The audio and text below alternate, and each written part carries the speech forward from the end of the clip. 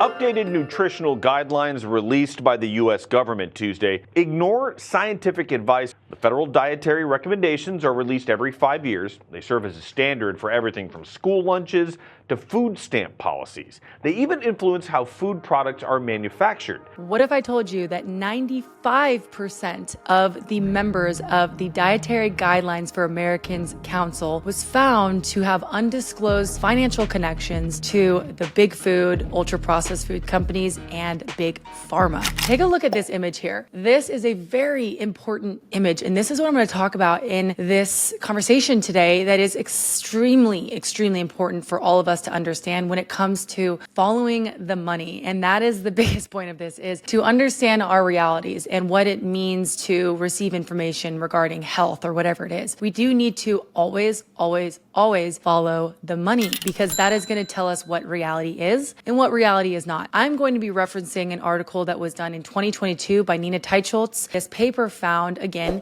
that the Dietary Guidelines for Americans Council had 20 members that were on it. These are scientific members of this group who were found to have financial ties to big food and big pharma. So zooming out, why does that actually matter? So explaining very simply, this DGAC group, the Dietary Guidelines for Americans Council, DGAC, their job is basically to look at food through a lens of health. And essentially, they are to give kind of like the final scientific recommendations to the government.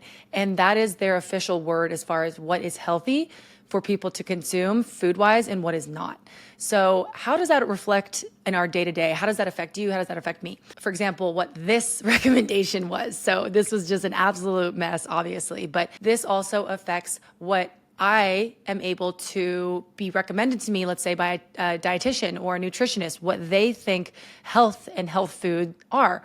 This might affect, the options available to your kid at school. If you have kids, or if your sibling or your family members have little kids or grandbabies or whatever, that's what's in the public food system as basically what's considered healthy for little baby kiddos. We just have to look at it from a very objective standpoint as far as what's going on. Essentially, the organizations that are designed to tell us the truth, tell us what health is, how to achieve health, physical and mental, seem to be overrun by ultra-processed foods. And we're not guessing at this anymore. This is not a conspiracy. This is fact. And that is why it's so wonderful to have this image. Okay, so let's break this image down and what exactly we're looking at.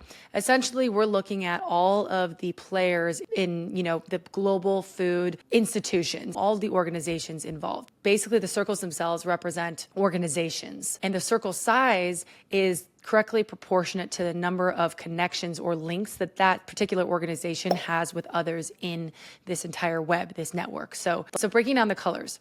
The light gray circles basically represent multi-stakeholder institutions working in the global food system. The Sustainable Food Policy Alliance, the Sustainable Agricultural Initiative Platform, the Consumer Goods Forum's Forest Positive Coalition, that was a tough one. These are relatively neutral organizations. The red circles, though, those represent the ultra-processed food corporations, meaning the manufacturers, the ingredients suppliers, retails, and so on and so forth. If we look at the orange circles, those represent the ultra-processed business associates and donors connected with the ultra-processed food industry. So they're not directly the ultra-processed food industry, but they're the associates and the donors that are connected with them. That's the orange ones. The light purple ones now, they basically represent the nonprofit organizations, and the dark blue circles represent organizations in the United Nations. If you just look at this diagram here, this web, the biggest circles on there, and the majority of the circles on there are red, and they are the lightish orange color. And if we look at specifically Nestle and PepsiCo and Unilever and Coca-Cola, those are huge circles, meaning they have tons and tons and tons of ties to everything else in here. So what we're starting to see and what we're starting to grasp is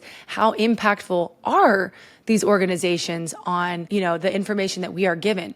Quick one here, you guys. So I know how challenging it can be sometimes to find a local farmer. And that's why I want to share with you my farmer. This guy has the whole thing down 100%. I have never had better tasting meat in my life. I'm not just saying that. I don't tell you about things that I don't actually use myself. It's called Suretail Creek Farm. This is a pound of ground beef, and I have one of these, at least one a day, as well as their eggs, and I love everything else that they have on there. They have so much variety. They have organ meats, they have pork, they have chicken, everything that you would need. But if you are in need of a local farmer and you want somebody that's raising animals regeneratively and you want something that tastes good and there's no hormones added, I highly recommend these guys because this is literally how I live my life. Everything I eat comes from these guys, not even kidding. They will ship anywhere in the country. If you use the link below, they'll actually provide a discount automatically. And if you are looking to actually save a lot of money in costs, because I know meat can be expensive, then I recommend buying it in bulk. Get a half cow, get a full cow, split it with some neighbors or some friends or some family, and then you can get the meat hyper discounted, along with all the rest of the stuff that you can get on there too. So anyways, you guys, link is below, and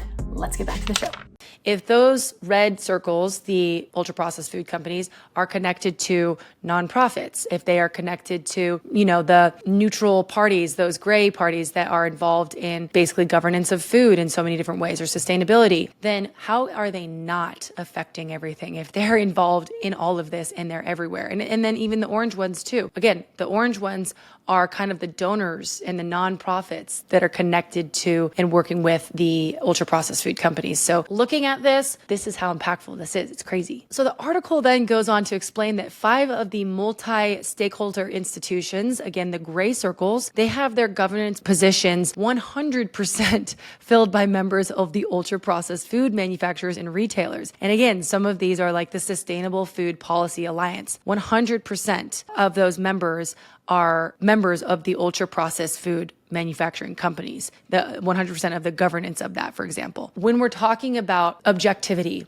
and fairness, we keep seeing that ultra processed food keeps showing up and showing up and showing up again and again and again in all of these different entities that don't necessarily have anything to do with processed foods. A very critical point that the article makes a point to bring out is that producers of whole, minimally processed foods are essentially excluded from most of the analyzed in here. They're not involved with any of these connections. In other words, the whole food producers, the ranchers, and the non-commodity crop farmers have virtually no seat at the table at many of these conferences, the meetings, the roundtables, and collectively the conversations to determine food policy. None of those organizations have a seat at the table. So if we're talking about what that means, that's like our farmers. That's like the people that we get, healthy fruits and vegetables from. That's those people. They don't have any say or any involvement in any of the recommendations or the dietary guidelines that's assessed in any of this. That's crazy. So objectively speaking, again, looking at this, what we're seeing is that most, if not all, global food policies are basically impacted by the ultra processed food companies, and they've been doing this for years. It's not to say that food companies don't also recommend more fruits and more vegetables and stuff like that. In fact, they actually do recommend that. And that was a point that was interesting that was brought up in this article, that yes, ultra processed foods often do recommend those things. There's 2 arguments to be made for that. Number one, a lot of these ultra processed food companies could be getting behind this agenda, this narrative that, we need to care for the environment, that we need to be conscientious of that. And a lot of people in the plant-based communities do believe that their way of life will benefit the environment. I don't agree with that, but those people who follow that do, and that's fine if that's what they think. A lot of people that in the vegan space believe that too. Again, I don't believe in that, but that could be an argument to be made that, okay, these companies are trying to essentially, promote fruits and veggies and all that stuff to make that accessible to people, and that's better. They argue that meat causes climate change and issues like that. So there's been this steady push to reduce meat across all of these ultra processed food companies as well. There's even examples of Nestle saying, okay, you can have Nestle with no cow's milk added at all. None of that added in there. So these big organizations are behind this kind of a plant-based narrative. So, okay, maybe it is toward producing a better environment. But the second option that could be going on here, if we're looking at this through a lens of making money, it really could be that ultra processed food companies are backing this plant-based or vegan agenda or initiative, not because it's really going to benefit the environment, but because if you get rid of meat, then you have more space for processed foods. And the more space you have for processed foods, the more money is made. So again, I could be totally wrong with that. But what we're looking at here is a very objective picture of reality. This is not a conspiracy. This is reality. We are seeing that all of these organizations that have ties to food in our world, in our government, are tied, all of them, to ultra processed food companies. And again, 95% of that 20-person science group that is there to recommend to the government based off of health, the best foods for us, 95% of them are basically undisclosed, connected to big food and big pharma. So if we're looking at this, again, from a completely objective standpoint, all I see here is money being made. all of it is money. So we struggle sometimes with like looking at all of these dietary guidelines and like, oh my God, why is this so confusing? Why is this nutritionist telling me this and this one's telling me this? It's so confusing. It's so confusing. Well, you look at this and you start to understand this isn't about health at all. This is about money. This is about making money. So what I always talk about with the people that I coach and the people that I, help with their health and stuff like that is you have to take a standpoint at this and essentially remove all processed foods from your diet. That's what I've done. I eat carnivore basically. It has completely changed my life and I don't even want the processed foods anymore. And that might be why meat is being taken off the table as well, because it's satisfying. It fills you up and you don't crave processed foods when you eat enough protein and animal fat. There is another committee that is for 2025 and those guidelines. And apparently it was also found to have tons and tons of undisclosed conflicts and undisclosed ties, and it was accused of lack of transparency.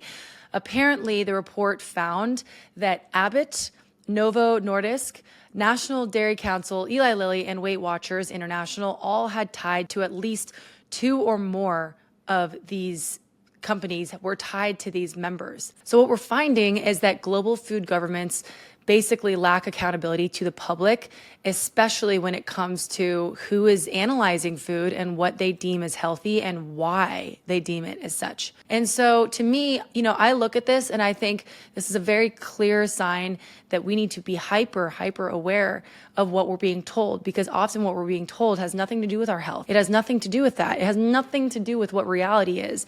It is people like you and me who made a product, who want to sell the product. And so they're giving it out as much as they can in the right pockets to the right people to basically generate profit. I would say the evil side of this, if we were to say evil, is on our organizations, the committee, the council, for allowing scientific members to have financial ties to these organizations, because that in and of itself completely distorts the value of the science that could be given. You can argue that, you can say no, you can say yes. In my opinion, that is what I believe. I believe that no one who is making a scientific standpoint on this should have any financial ties to anything that they are evaluating. That is my belief. So look, I hope this gives some insight as to what is going on in our realities. Ultimately, my approach is remove all processed foods, start carnivore, and then go from there. A massive elimination diet. It's the ultimate life hack. I discuss all things human optimization, exploration, life hacks, and that is by far one of the greatest life hacks of my entire life. And clearly looking at this, there does seem to be some sort of like enemy that we can all rally against. And in my eyes, that is the processed foods, ultra processed food companies. So let me know your thoughts on this. I would be really curious to hear what you think. Please drop it in the comments and I'll get back to you.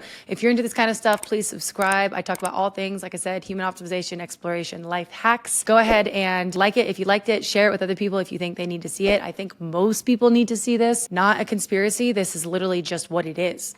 And we deserve to know the truth so that we can understand how to achieve health, both physically, emotionally, mentally, everything. So hopefully you guys got something out of this. I will see you on the next one. See ya.